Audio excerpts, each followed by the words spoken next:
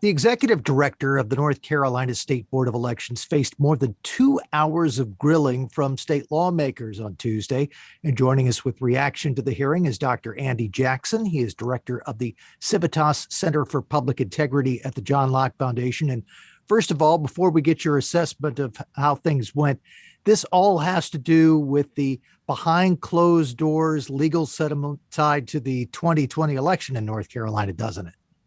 It does. And this is a kind of a fallout from what happened several months ago, where the State Board of Elections empowered Karen Brinson Bell to negotiate a settlement with Democratic attorney Mark Elias.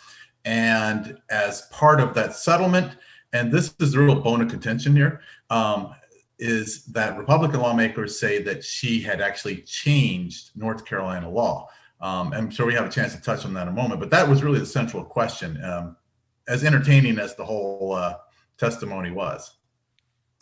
And during the course of the 2 hour plus hearing, there was quite a bit of discussion about whether what was changed was particular rules or the law itself. And there seemed to be disagreement between Republican lawmakers and Karen Brinson Bell about whether what she did went beyond what the Board of Elections was allowed to do in changing law. Right. I mean, and there's a couple of layers of defense she has here. First one is it wasn't me, it was the Board of Elections telling me to do this under the advisement of attorneys from Josh Stein's North Carolina Department of Justice and other attorneys that were there at the meeting. And the other one was, as I mentioned earlier, is that, well, this wasn't really a change in law. This was just a change in rules. And she kept saying, well, where do the rules come from? And I'll give you the 2 points here on this. The first one was on the acceptance deadline for ballots. Under current North Carolina law, civilian ballots are accepted 3 days after. As part of the settlement, they said they can accept ballots 9 days after election day. Now, the statute is clear. I mean, it's 3 days. So it's hard on that particular one, especially to say, well, you're not changing the law when the law says 3 days and you say, no, we're not going to do it. We're going to do it 9 days. And the other one was on absentee ballots that don't have a witness. North Carolina law at the time, now it's 2, required 1 witness to a ballot. And as part of that settlement, they were going to try to have a cure process that essentially negated the need for a witness for an absentee ballot. Under the law, if there's no witness, then you've got to spoil that ballot and send the voter a new ballot. Or if there's not enough time for that, tell them, hey, you got to go vote in person.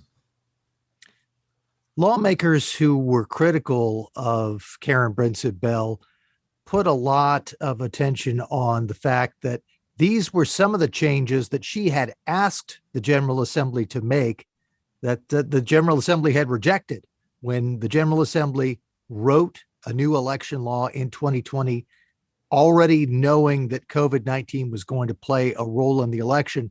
They rejected some of the changes that she wanted. And then these changes ended up being part of the settlement. They made a lot about that. Well, it's important because it shows motivation, and also it shows potentially collusion.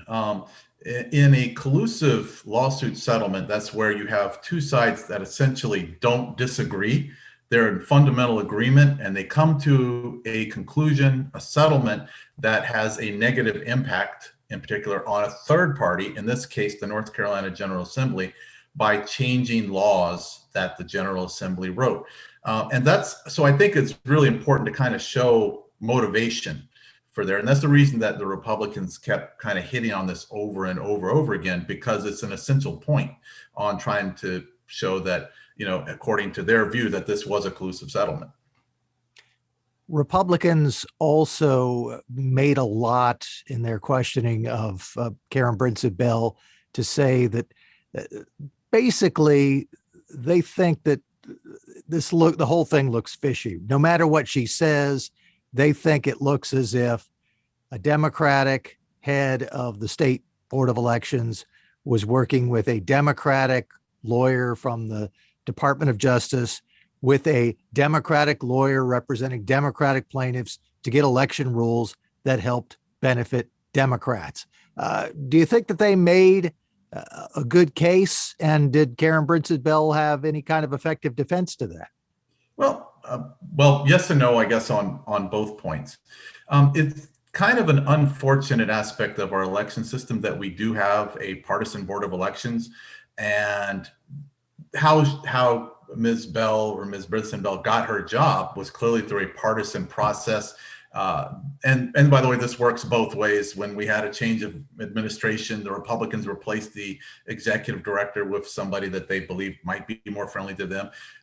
When Governor Cooper took over, there was a bit of a delayed aspect to it because of all the situations and the turmoil that the state board of elections was having the first couple of years of the Cooper administration.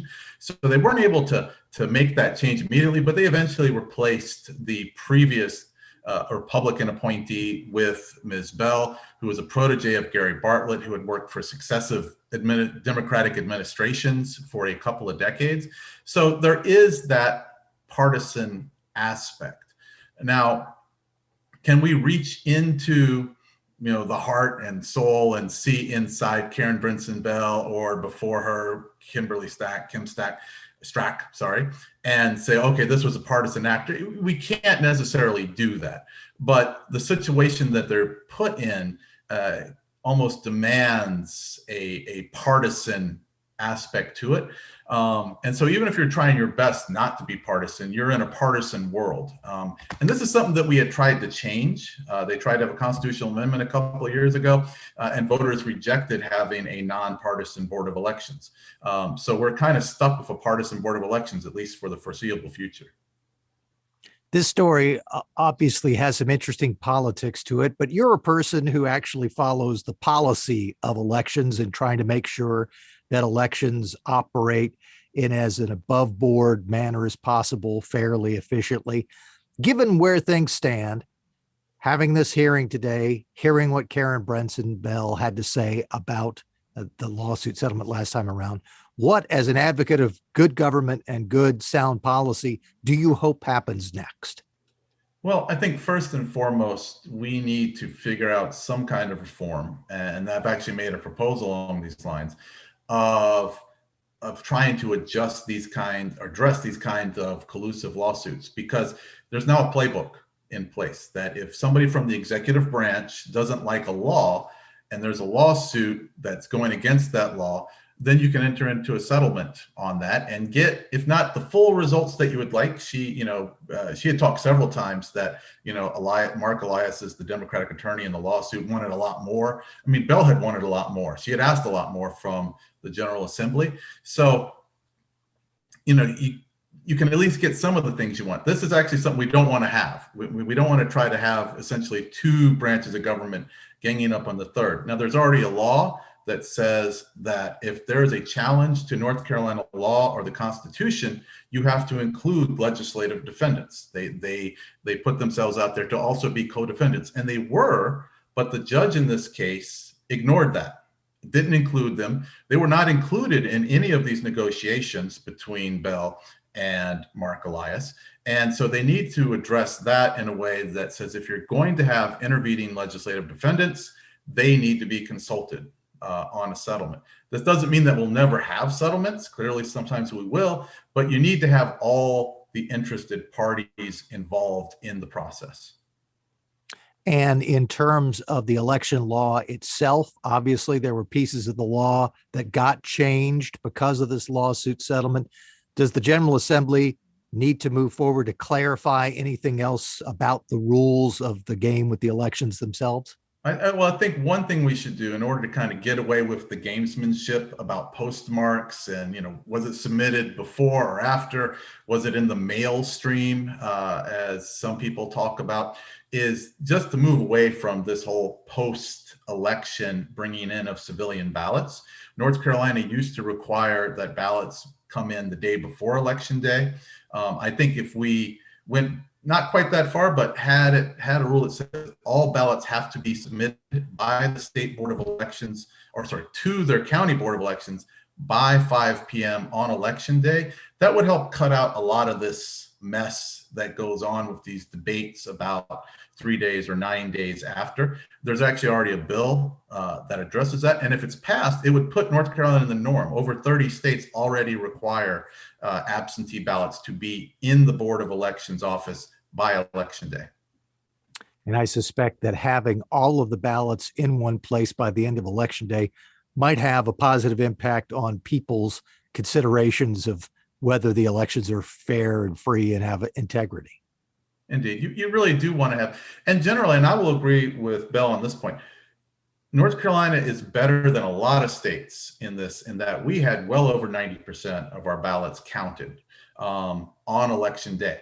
And so we knew, with a couple of exceptions, really only one exception, we knew on election night who the winners were. And I think we can help move that a little bit more, maybe get from 98% to 99%. There's a few like military and overseas ballots that are going to come in later, but we can get to a point where we can know the results and people can have confidence that when they go to bed on election night, they know what the results were. And that will help instill greater confidence in the process. As the General Assembly continues to move forward with the election-related issues, we know that one person who is going to be watching very closely is Dr. Andy Jackson. He is director of the Civitas Center for Public Integrity at the John Locke Foundation. Andy, thanks so much. Thank you.